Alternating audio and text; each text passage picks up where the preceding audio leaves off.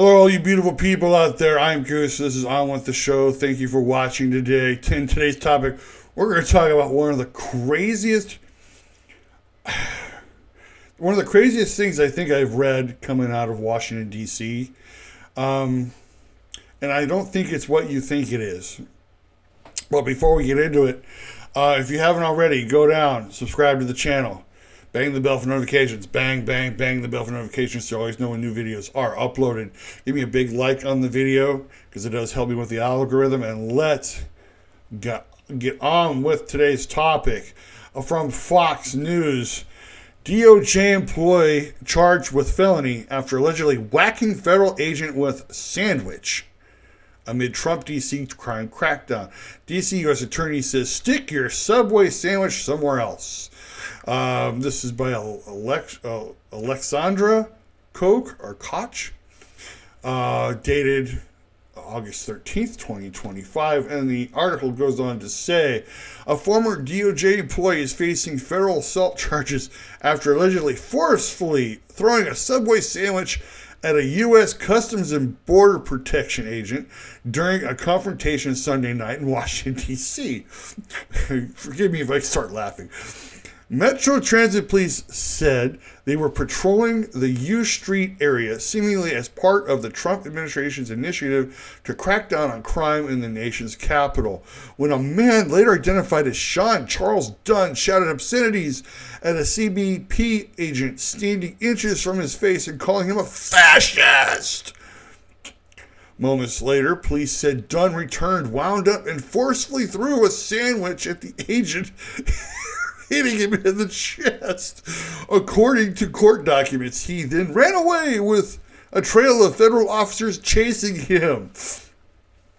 Witnesses could be heard giggling as Dunn darted from the cops, according to an Instagram video posted by a bystander. After being arrested and taken to the police station, Dunn allegedly told another officer, I did it. I threw the sandwich. He is charged with felony assault on a law enforcement officer. Attorney General Pamela Bondi on X Thursday confirmed Dunn worked at the Department of Justice and was fired. I just learned that this defendant worked at the Department of Justice. No longer, Bondi wrote in a post. Not only is he fired, he has been charged with a felony. This is an example of the deep state we have been up against for 7 months as we work to refocus DOJ. You will not work in this administration while disrespecting our government law enforcement. All right, so I'm sorry. I'm still trying to process what I just read. A dude walks out of a Subway sandwich shop and throws the sandwich at the Border Patrol agent.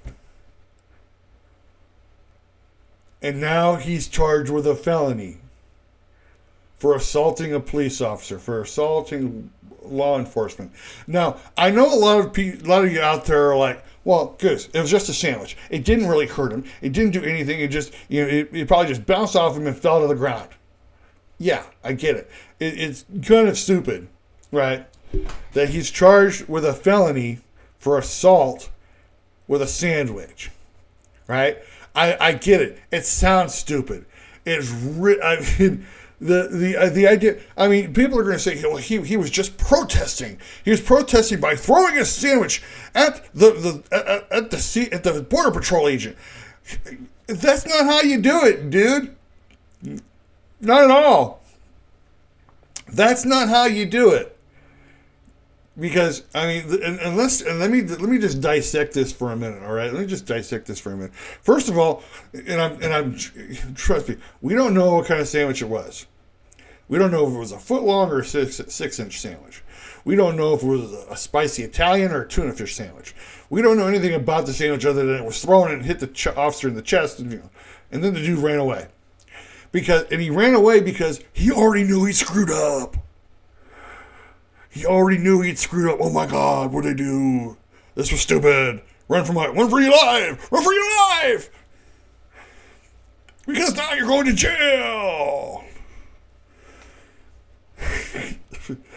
I mean, it seems stupid. It sounds stupid. But here's the thing. You know, law enforcement within the last few years have been harassed, have been shot at. Some of them have been killed. Some of them have been beaten on the job. Some of them have had serious things thrown at them. You know, bricks, Molotov cocktails, frozen water bottles. I mean, stuff that can do serious harm to an individual. All in the name of protesting. Some have been ambushed, sitting in their car, and they get shot. And you have someone who all of a sudden has said, enough. Enough is enough. We're not doing this anymore. You know, I sent them in there to crack down on the crime in Washington, D.C., which has been argued like, you know, violent crime is down, but murders are up, which is like, so you're happy that violent crime is down, but you're not okay. You don't see the murder rate going up? What in the world's going on here? I mean, you would think that they would like take a step back and go, yeah, I think we need a little help. I think we need help in trying to quell this situation. No, they're not doing that. They're like, you know, they're throwing sandwiches at police officers. But let me make this one thing that's a little, I think it's a little more serious, because I want to take us back a few years ago, right? During when we were going through this horrible time, you know, masking up and 6 feet apart and all that other stuff. And that there were instances where people were coughing on other people during a pandemic. And it was considered assault. They would, you know, cough, spit, get in their face, you know. And it was considered assault because in the middle of a pandemic, if you were to have, you know, if you were to have had the disease and that you forcefully gave it to somebody else, that's considered assault. It is. Coughing on someone, spitting on someone is considered assault now. I remember years ago, in the middle of all this craziness, watching this one woman in a Starbucks of all places. This one woman walks up to a baby in the stroller, walks up to the baby in the stroller and coughs on it. Coughs on the baby. Not the mother, the baby. And the craziness of it was caught on camera. There was video. The woman's employer saw it and fired her. And then she was then brought in for assault. So, as goofy as this is, it needs to be taken seriously. You know, it needs to be taken seriously. Our law enforcement is out there, and they're, especially federal law enforcement, they're out there and they're getting the brunt of these crazy people who, let's be honest, I mean, the dumbest argument I've heard this year is why are Customs and Border Patrol agents masked? Okay, well, why are these protesters masked? Why are some of these protesters wearing masks? I mean, if it's good for one, then it should be good for the other. That's my thinking. If it's good for the protesters over here that are out there and are actually assaulting people, they're actually, you know, trying to cause problems. They go, you know, and none of these protesters, because they're not protesters, they're actually violent thugs who are wearing black and wearing black masks to hide their faces because, oh my God, if my daddy saw me, I wouldn't have my trust fund anymore. He would wonder why I'm not at school in class, that I'm out here protesting and throwing rocks at the police officers. Am I making my point here? Some of these people are not protesters. As a matter of fact, I've been seeing article after article about how some of these protesters are actually paid protesters. They're actually paid to be there.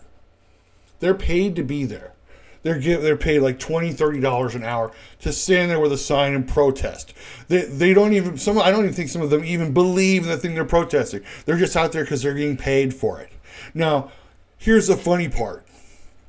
And let me just address this really quickly. How do I know they're paid protesters? Because back in the 90s, when I lived near San Francisco, I honest to God opened the newspaper and there was a job listing for paid protesters for Greenpeace. Greenpeace needed protesters to protest, I don't know, oil or whatever, whaling or whatever it was that they wanted to protest that particular time. And guess what? They were willing to pay people to come out and protest. Don't think that all of these people out here are actual protesters.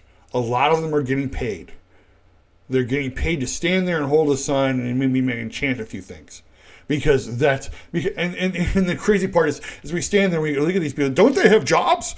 Don't these people have jobs to go to? Yeah, the job is that. The job is them protesting. That's their job. That is their job, to protest, whatever it is they're protesting. I'm for,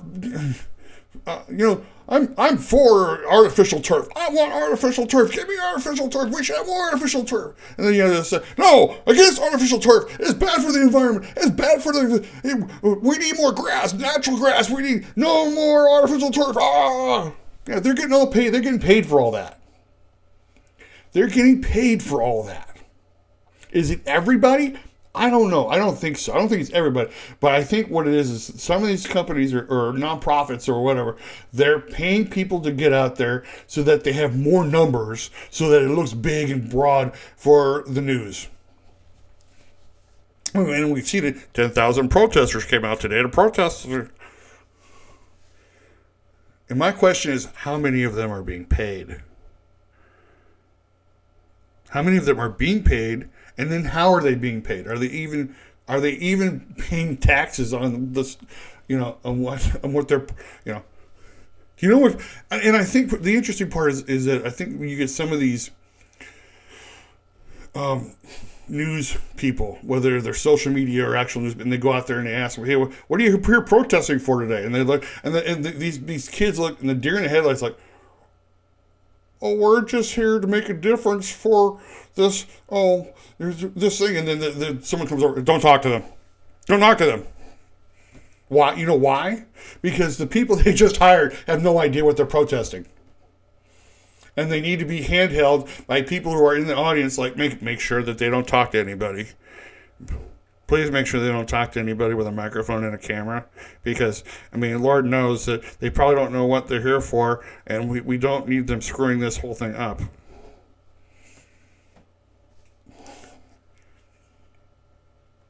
Why? So, going back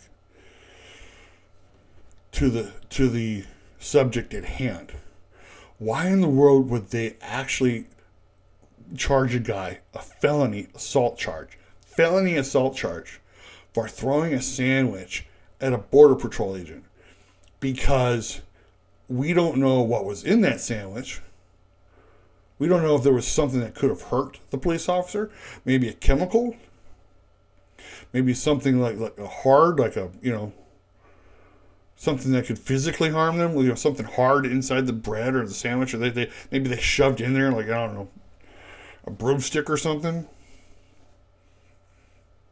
They're trying to actually harm them, And the guy instantly knew he'd screwed up, because as soon as he threw it, he took off running.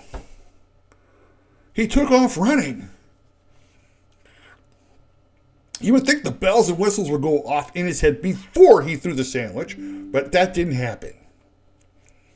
That did not happen. And so, and so now you have a guy here who has basically lost his job with the DOJ because he did something stupid. And it's not a protest. It's, if he had just gone up there and if he even just yelling at the border patrol agent, if he just gone up there and yelled at him and said, called him a fascist and all that, and let's be honest, I don't even think half the people who are screaming the word fascist know what a fascist is, because there are people out there who are like anti-fascist who are actually fascist.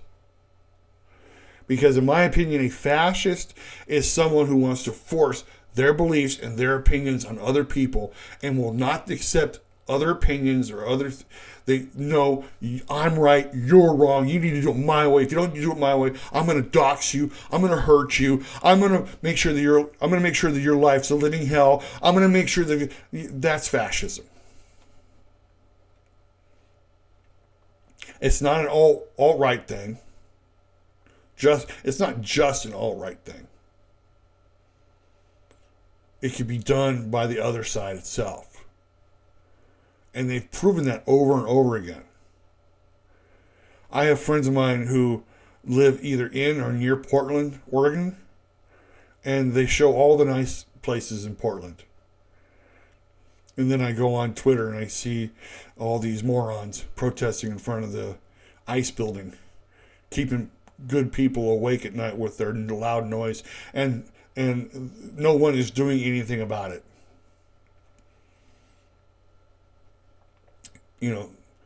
And the crazy part is, and I don't have this article or this headline, but I also read that apparently Portland, Oregon, had one of the largest revival meetings ever in Portland. One of the largest Christian gatherings ever in Portland, of all places. There are people who want to take back the city, and they have leaders who are just sitting on their hands like, oh no, they're protesting. They're allowed to protest. They're allowed to say things and do things. And if you remember, it's part of their First Amendment right to protest. Yeah, if it's not violent. That's something that, and let's go back in a little bit of history as I've been about to close in on this. That's what Martin Luther King taught us. That's what Gandhi taught us. Nonviolent confrontation. That's protesting in a way that makes your mark. Protesting is not, hey, let's go shut down a whole freeway and a bridge and let's make our point, so that people will have to see us. And we don't even know how many of them are actually being paid or if they're actually protesting, blocking traffic. I'm going to close on this story. I'm going to close on this story because this actually happened. I actually witnessed this. And this was back in the 90s. This was, again, going back to the 90s. I was working up near San Francisco. And I heard on the news, don't go through this intersection. Now, this was, I think, back when the first Iraq War happened. And so these protesters, to protest the war, they blocked an entire intersection in the financial district. All four intersections, not just one. They blocked all four at this stoplight, these traffic lights, and sat down, and traffic came to a halt. And luckily, I was able to figure out how to go around all that. The traffic was atrocious, and they honestly thought we're protesting against this war, this war for oil, and we're gonna put our stamp on this because and they asked the people who were sitting in traffic trying to get to work, because this happened in the morning before people had, so early in the morning that people were basically, they couldn't get to work. And they asked people who were sitting in their cars waiting to get to work, like, what do you think about this? And they're like, well, I understand why they're doing it. I understand their protest, but man, this is just the worst wrong. This is just not the way to do it. You can't do it like this. I'm trying to get to work. I'm trying to make a living and earn money for my family. I can't be sitting here waiting for these college kids to just, And it's the same thing going on now. The very idea that they think that they can block traffic, block a freeway, block a bridge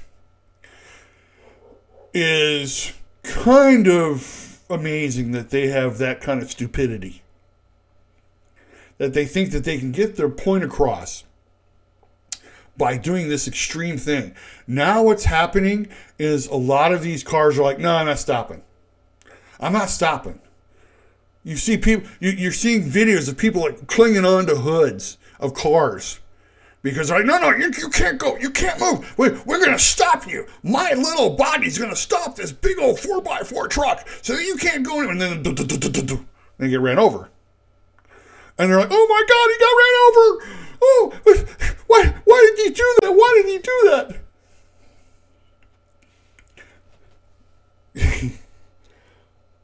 I don't mind you protesting, but can you do it, intelligently? Can you do it intelligently? Do your thing without trying to disrupt other people's lives. Because when you try to disrupt other people's lives for your protest, whatever your protest is, and there are so many people protesting this and that and the other thing, that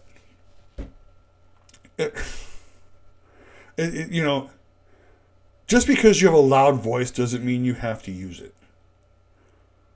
And I think, going back to the topic, this guy didn't think this through.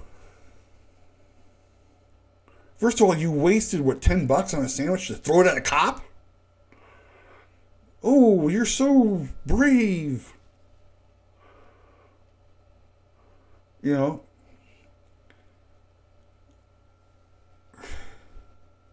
now he's pretty much ruined the rest of his life. The best way I can explain it. He ruined the rest of his life. He's gonna, and I'm sure this will be charged down because felony assault with a sandwich. But they definitely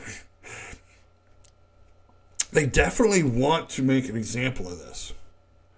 To basically say, look, this is unacceptable. You can protest all you want, you can yell all you want, but don't attack our police officers. Don't attack these people who are just doing their jobs. Because, when you fool around and find out, this is what happens. Again, he threw it, hit the dude in the chest with a sandwich, and then took off running.